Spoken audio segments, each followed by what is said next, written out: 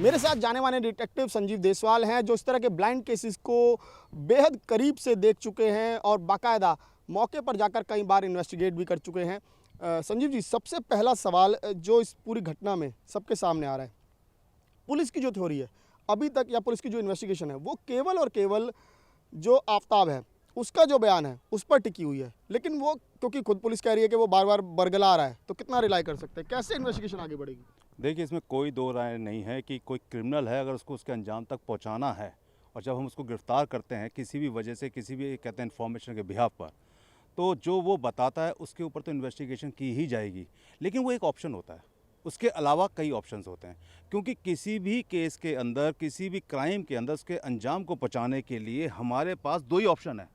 या तो कोई कंक्रीट ठोस एविडेंस, या फिर कोई सर्कमस्टेंस एविडेंस जो कि चेन बनाए, chain of the circumstance evidence, जिसके अंदर ए बी सी डी सारी की सारी जो एविडेंसेस हैं वो प्रूफ करें और क्रिमिनल या क्रिमिनल का वकील जस्टिफाई ना कर पाए कि वो सारे के सारे सर्कमस्टेंस एविडेंसेस हैं जो इसके खिलाफ जाते हैं, अगर ठोस सबूत नहीं मिल रहे हैं तो।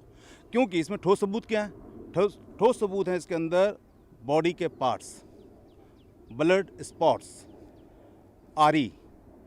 जब श्रद्धा का कत्ल करने के बाद उसने आरी से उसकी बॉडी को चॉप किया, तो जैसा उसने कहा कि मैंने तो श्रद्धा के कपड़े उतार दिए थे और बाथरूम में उसकी बॉडी को चॉप किया, लेकिन हो सकता है उसने तो कहते हैं कहीं ना कोई कपड़ा पहना हुआ होगा, तो उसके ऊपर तो खून लगा होगा। वो कपड़े कहाँ हैं?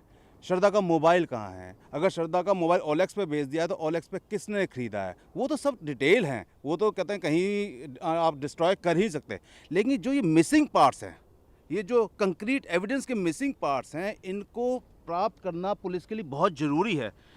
अगर मिसिंग पार्ट्स आपको नहीं मिलते हैं, हर हालत में पूरी कोशिश करने के बाद, क्योंकि सबसे बड़ी बात यह है कि 6 महीने इस मर्डर को हुए हो चुके हैं और 6 महीने उस क्रिमिनल के पास अपने एविडेंस को मिटाने का पर्याप्त समय था।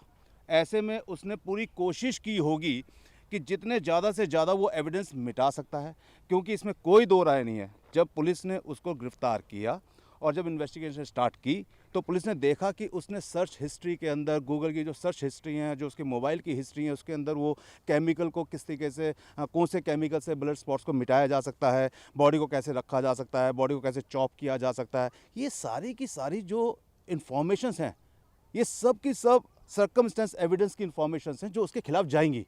तो हमें ऐसा लगता है कि अगर पुलिस ने कंक्रीट एविडेंस नहीं प्राप्त किए, जो कि पूरी कोशिश होगी उनकी, तो उसके बाद सर्कमस्टेंस एविडेंस की जो चेन है वो बहुत सॉलिड करनी पड़ेगी और उसके बिहाफ पे इस क्रिमिनल को और इस हैवान को सज़ा दिलानी ही होगी। अच्छा, मेरे मन में एक सवाल है जो शायद मुझे लगता है कि डिफेंस लॉयर भी बिल्कुल जाहिर तौर पर कोर्ट में उठाएंगे, कि अगर मान लीजिए मैंने इंटरनेट पर बम बनाने का सर्च किया, बम कैसे बनता सर्च किया, तो इसका मतलब ये नहीं कि दिल्ली में जो सीरियल ब्लास्ट हुआ वो मैंने की। बहुत अच्छी बात, आपका वैलिड क्वेश्चन है, लेकिन इसका एक वैलिड आंसर भी है।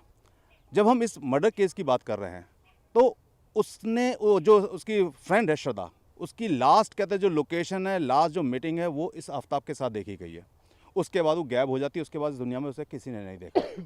तो इसमें कोई दो राय नहीं कि ये जवाबदेही तो कहते हैं आफ्ताब की बनती कि आपकी गर्लफ्रेंड थी, अगर वो चली गई, अगर अपनी मर्जी से ही चली गई, तो आपने कहीं कोई कंप्लेंट करी, कहीं कोई रिपोर्ट करी, किसी को कहा, नहीं कहा, तो यहाँ से शक स्टार्ट होता है। आपने क्यों नहीं कहा? आपकी गर्लफ्रेंड है, आपकी लिविंग रिलेशन में रह रही है, आपकी वाइफ बनने वाली। आप मान के चलिए, जो आदमी इतनी सर्च हिस्ट्री, इतनी सर्चिंग करके बॉडी को चॉप करके, ऐसी शैतान हैवानियत जिसके दिमाग में हो, आप उससे ये उम्मीद करते हैं कि वो आपको सच सच बताएगा कि मैंने यहाँ बॉडी के पार्ट फेंके। अरे भाई, आपने बॉडी के पार्ट ऐसी जगह बताए जिस जंगल से बॉडी के पार्ट रिकवर हो ही नहीं सकते। वो उसकी बदकिस्मती होगी अगर कहते हैं रिकवर हो जाए। इस पूरे मामले में ये जंगल एक बहुत बड़ा एरिया है, तो आपको नहीं लगता कि ये एक तरह से ऐसा हुआ जैसे एक फुटबॉल के मैदान में जो लोगों से खचाखच भरा हुआ एक सुई ढूंढ रही है पुलिस? क्या वाकई में मिलेगा? अगर आप इनसे कोई सवाल पूछना चाहते देखिए, मेरा सवाल यही है कि लंबा वक्त बीत गया है, जो वक्त बीता है उसमें पुलिस के पास चुनौतियां काफ़ी हैं। आपको लगता है कि जो सर्कमस्टेंशियल एविडेंस होते हैं उसको कलेक्ट कर पाना, उस चेन को तैयार कर पाना पुलिस के लिए आसान होगा? जैसा कि मैंने पहले भी कहा कि किसी भी केस को प्रूव करने के लिए आपके पास ऑप्शन ही दो हैं, या तो कोई कॉन्क्रीट एविडेंस या फिर सर्कमस्टेंस एविडेंस की चेन। इसके अलावा तो आपके पास कोई रास्ता ही नहीं किसी क्रिमिनल को उसके कहते हैं मुकाम तक पहुंचाने के लिए।